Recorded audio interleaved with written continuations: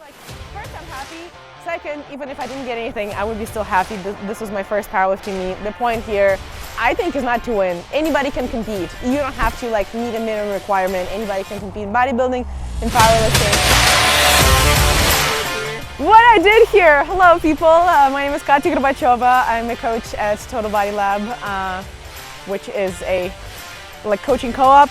We have bodybuilding, coaching, powerlifting. Most of our clients are lifestyle, but anyways, my coach, Alexei, Bakhirev, I think 5 or 6 times Olympia winner, he prepped me for the USAPL Battle on the Border meet, which just got over in this gym in South Carolina. So we drove here from Durham, Hillsborough, and competed, my friend and client Tyler and I. The USAPL Battle on the Border powerlifting meet. The platform is right behind those people over there. There's 2 platforms. Right now, it just started, so flight A is going. I'm in flight B. And myself and Tyler, my client and friend and buddy, are competing. It's my first meet, Tyler's second. I didn't really want to do a powerlifting meet before because I'm not gonna like break any state records, but it's, you know, still fun, something to do. Like, people go vacate. This is like a vacation. We're going to a new place, and there's something fun and challenging. And after this, you know, today I'm competing in powerlifting. After this, I'm hopefully probably going into bodybuilding prep, but we shall see how I feel. During the quarantine, I've gained some weight, but I was training really heavy, so I was like, let's make the best out of it and compete in some powerlifting, you know. Yeah, so right now I am 69 kilos, a little bit less, like 68. That was in the weigh-in this morning. I haven't even gone on the platform yet, but I'm shooting for like 150 squat, 77.5 bench, and 160 deadlift, and we'll see what happens. How did you start? Why did you start powerlifting? I kind of fell into weightlifting, you know, and then like powerlifting just made sense because that's the best and easiest way to train to get strong is squat, bench, and deadlift. You know, I like to eat. I would say if you like to eat, you should like to train to stay healthy. So, or you should like to train regardless. So, I really like to train. I like to be strong. Alright, so you've competed in NPC and OCB as a natural bodybuilder before. What do you prefer? Competing in bodybuilding or powerlifting? Oh man, I don't know. I'm about to go step up on stage. So far, like if you just, you know, look around the room, you can see that this is a little more chill and fun. So powerlifting seems to be a little more chill and fun, you know, because people here are like lifting weights and putting them down, and everybody's happy and eating food. And in the bodybuilding, everybody's like a little diva. It's almost like a beauty pageant. And I mean, I love seeing shredded people on stage, don't get me wrong. But I feel like personally, because this is like, I can, you know, wear a singlet and be relaxed. I don't need to put on makeup and hair and, you know, tan and like go pee in a little Dixie cup so that it doesn't splash on my thighs and mess up my tan. Like, I can just do the thing that I do in the gym pretty much normally. Like, I ate normally, I came here and I'm warming up normally, and I'm just gonna go and do the best I can. Bodybuilding, you know, you lift at the gym and then you diet down so much to show how much muscle you've gained, what physique you've built. But nobody looks like that in real life, and it's kind of deceiving almost.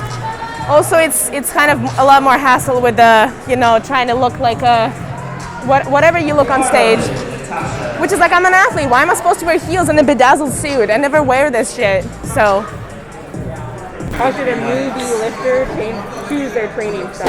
Oh damn. I mean, it's important to just start, right?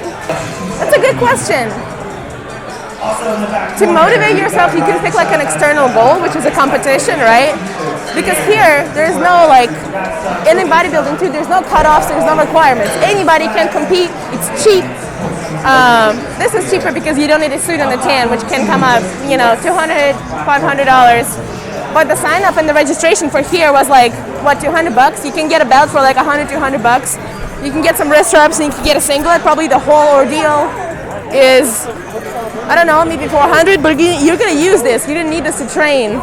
You know, in bodybuilding, like the suit you wear once and that's it. Your tan you wash away next morning, your makeup and hair, you don't. you don't really care about. So I would say powerlifting, but then not everybody wants to train super heavy all the time, you know? So some people want just to like build a shapely look, in which case bodybuilding can be nice, especially if you have injuries, because you don't have to like squat and deadlift to actually look great and be healthy. You can do other exercises and you can skip some core lifts that make you uncomfortable to start with. All right.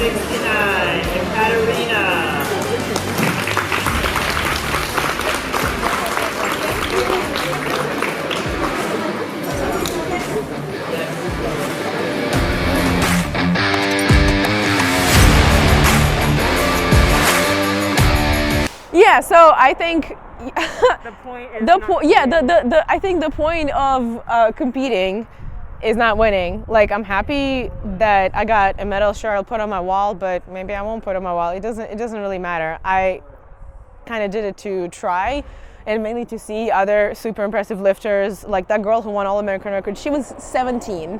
It's insane. So really happy for her. Really happy for all these dudes who are super strong.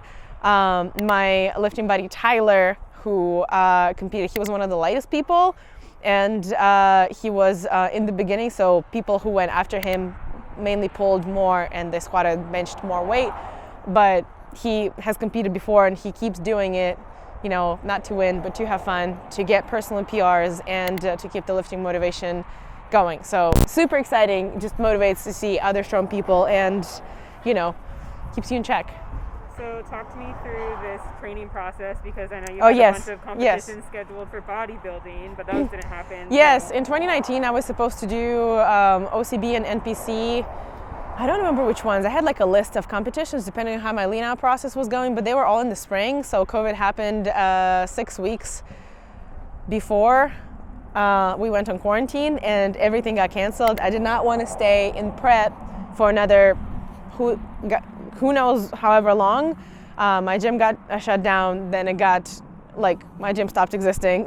You know, I moved, I found another gym. So when I was doing that and lifting from home, you know, I was still doing a lot of bands and interesting like single dimensional, say like single leg or single arm difficult workouts. Got into calisthenics a little bit, but when the gyms opened back up and we could start training, I found a gym that was strongman and powerlifting.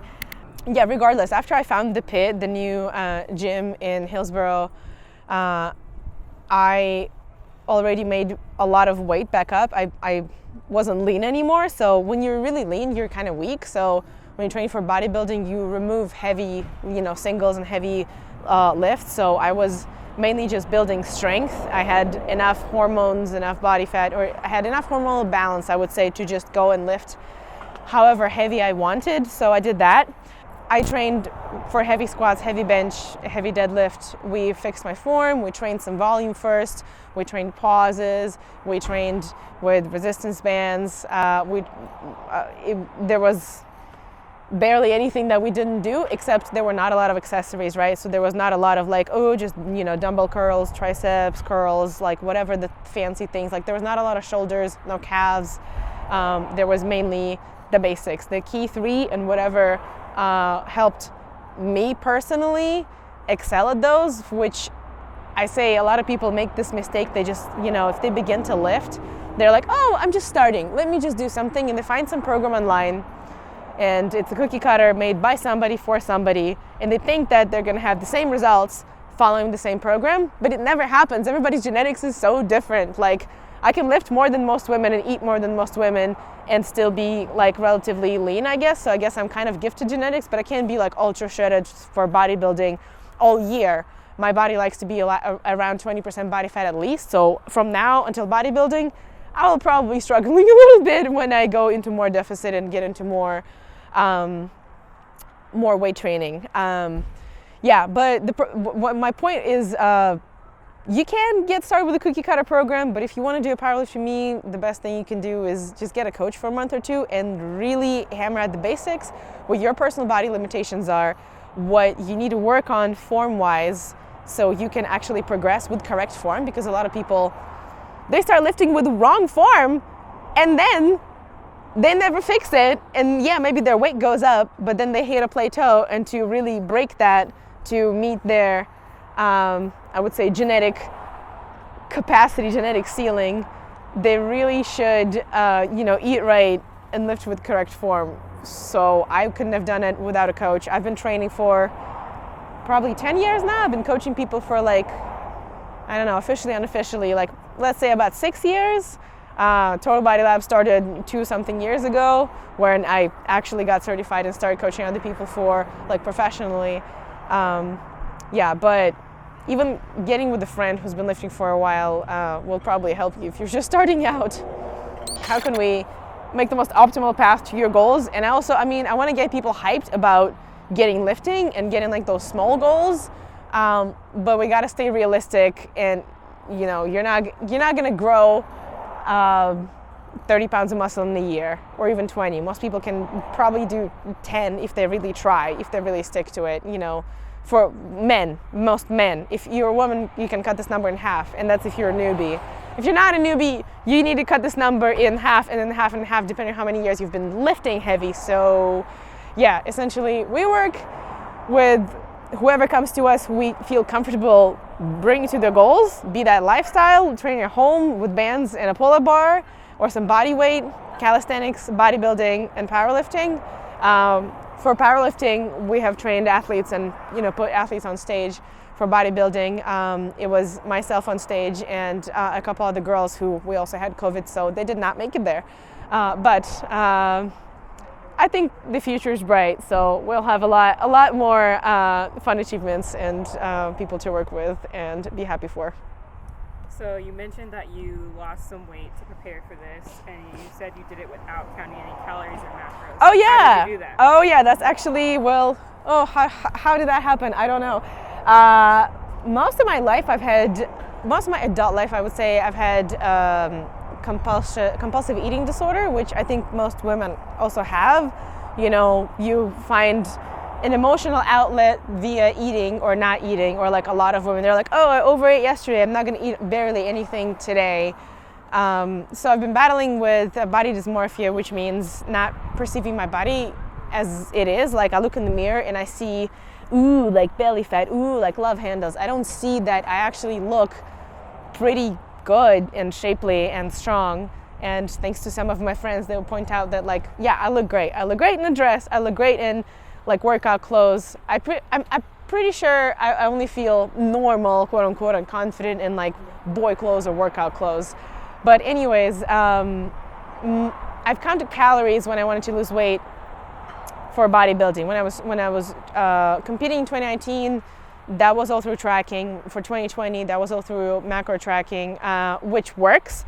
But that gave me such OCD about like making, you know, like eating precisely 45 or 55 grams of fat or like 180 grams of carbs that day.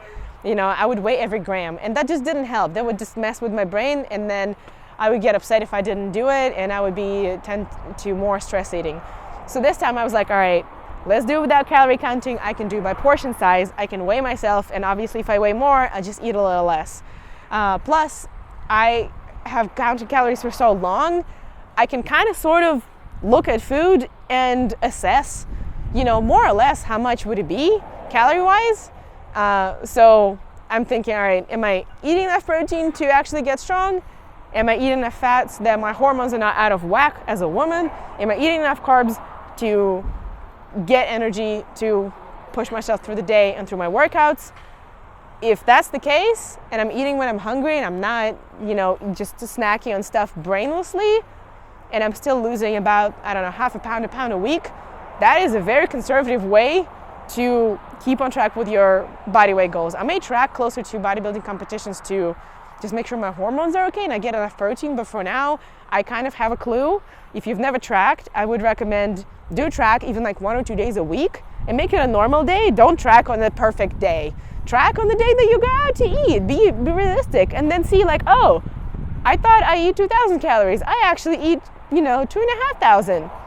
Where does this come from? Well, maybe you put oil and butter on everything, and you don't even taste that. Don't even think about that. So if your scale goes down, you know, you're probably fine. If it doesn't go down too much, like 1% of body weight, maybe 1.2, 1.5 if you have more body fat, if you're obese, if you're bigger.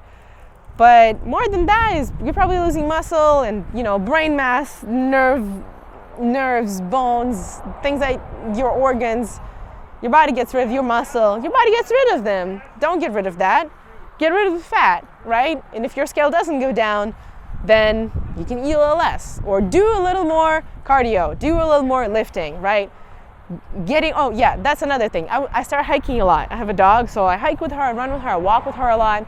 In the winter when I don't really want to walk, I gain weight very easily because I don't walk enough, right? Walking burns more calories than lifting for most people. You move your whole body weight for a certain amount of miles, right? That's a lot of work. You do a bunch of crunches, you probably expended like 10, 20 calories maybe. Most people, their workouts are like 150, maybe 250 calories if they work out for like an hour and a half and really crush it. Most walks, runs, cardio is twice that. So, but cardio doesn't really build muscle, it just burns energy. So try to get into calorie deficit if you're trying to lose weight. Try to get into calorie proficit with some carbs, some protein. Fat doesn't really, if you eat enough fat, you don't need to eat more fat if you're trying to gain muscle. I know there's people who love keto, but talk to another coaches for that. So what are your plans for after the competition? I'm gonna have some food. We're gonna go have some food. I may even have a glass of wine. Take on more clients who want to compete. Take on more clients who want to train from home, from their local gym. Just teach people the gospel of lifting and getting happy from it. Get your endorphins up, you know. Any final thoughts or or reflections on today? How it Final went? thoughts, reflections on today. I'm really happy with today. I didn't make probably the best PR in squat. I'm not going to focus on like get nitpicky on numbers right here. I'm just really happy I've competed in powerlifting. I've watched it before, but being in the meet is really different. You know, it's a nice experience. I recommend it to anybody who can pick up a 45-pound barbell from the floor. That's as much as you need to start. And come to Total Body Lab for coaching.